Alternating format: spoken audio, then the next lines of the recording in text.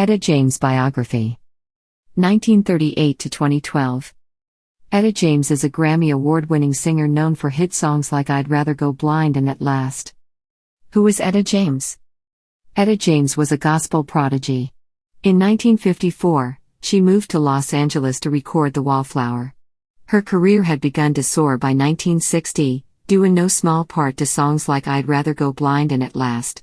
Despite her continued drug problems, she earned a Grammy Award nomination for her 1973 eponymous album. In 2006, she released the album All the Way.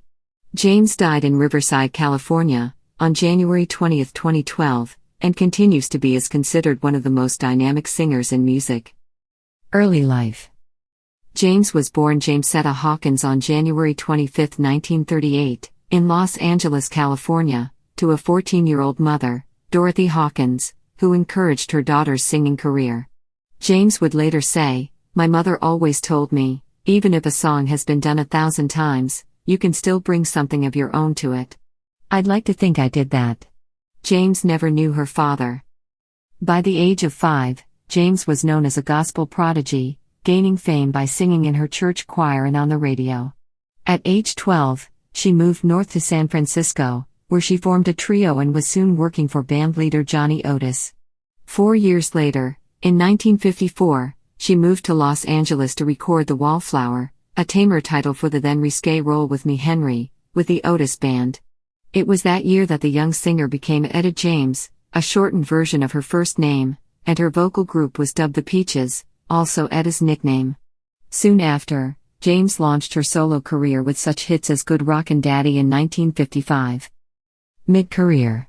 After signing with Chicago's Chess Records in 1960, James' career began to soar. Chart toppers included duets with then-boyfriend Harvey Fuqua, the heartbreaking ballad All I Could Do Was Cry, At Last and Trust in Me.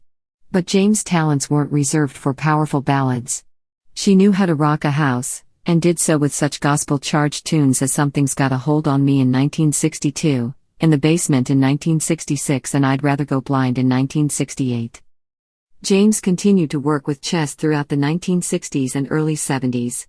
Sadly, heroin addiction affected both her personal and professional life, but despite her continued drug problems she persisted in making new albums.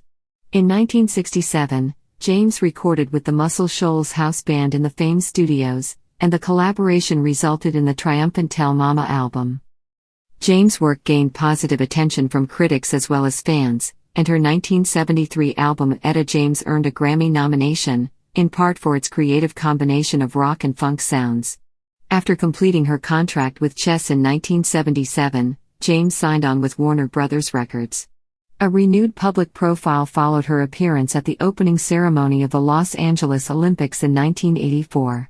Subsequent albums, including Deep in the Night and 7-Year Itch, received high critical acclaim. James was inducted into the Rock and Roll Hall of Fame in 1993, prior to her signing a new recording contract with Private Records. Later career. With suggestive stage antics and a sassy attitude, James continued to perform and record well into the 1990s. Always soulful, her extraordinary voice was showcased to great effect on her recent private releases, including Blue Gardenia, which rose to the top of the Billboard Jazz chart. In 2003, James underwent gastric bypass surgery and lost over 200 pounds. The dramatic weight loss had an impact on her voice, as she told Ebony magazine that year. "I can sing lower, higher and louder," James explained. That same year, James released Let's Roll, which won the Grammy Award for Best Contemporary Blues Album. Her sons, Danto and Sameto James, served as producers on the recording, along with Josh Sclair. This team regrouped for her next effort, Blues to the Bone, 2004, which brought James her third Grammy Award, this time for Best Traditional Blues Album. In 2006, James released the album All the Way, which featured cover versions of songs by Prince, Marvin Gaye, and James Brown. She participated in a tribute album the following year for jazz great Ella Fitzgerald, called We Love Ella.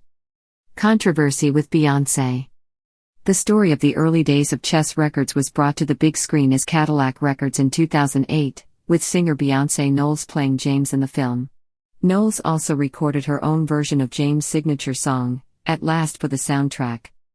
While James publicly supported the film, she was reportedly miffed when Knowles sang the song at President Barack Obama's inaugural ball in January 2009. James allegedly told concertgoers in Seattle in February that Knowles had no business singing my song that I've been singing forever. Despite some media attention over her comments, James was unfazed by the incident and pressed on with her busy performing schedule. Later years and death. As she entered her 70s, James began struggling with health issues. She was hospitalized in 2010 for a blood infection, along with other ailments. It was later revealed that the legendary singer suffered from dementia and was receiving treatment for leukemia. Her medical problems came to light in court papers filed by her husband, artist Mills. Mills sought to gain control over $1 million of James' money, but he was challenged by James' two sons, Danto and Sameto. The two parties later worked out an agreement. James released her latest studio album, The Dreamer, in November 2011, which received warm reviews. A few weeks later, James' doctor announced that the singer was terminally ill. She's in the final stages of leukemia. She has also been diagnosed with dementia and hepatitis C, Dr. Elaine James, not related to the singer, told the local newspaper. James' sons also acknowledged that Etta's health was declining and was receiving care at her Riverside, California, home. James died at her home in Riverside, California, on January 20, 2012. Today, she continues to be considered one of music's most dynamic singers.